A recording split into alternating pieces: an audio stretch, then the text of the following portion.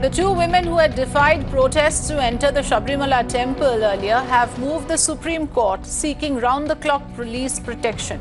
The top court will hear their plea on Friday. Meenakshi Banja tracking this for us. Yes, Meenakshi, over to you. I believe a plea has now been filed and it will be heard tomorrow. Can you take us through the details, please? Well, Afrida, yes, this is going to be hugely interesting because remember the Supreme Court's original verdict on Sabarimala, which has permitted the entry of women inside the Sanctum Sanctorum, has not yet been stayed.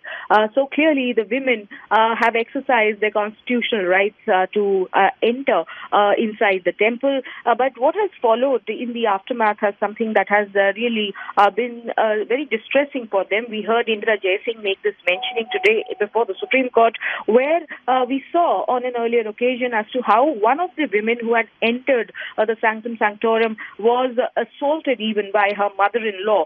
So these things came in for the initial part of the discussion, and Indra Jaising impressing upon the bench as to why this was a matter of great import, which immediately needed Supreme Court's attention and intervention, and of course seeking security round the clock by way of police protection for these two women, to which the Supreme Court has agreed. And like you rightly pointed out, the top court will hear their plea on Friday.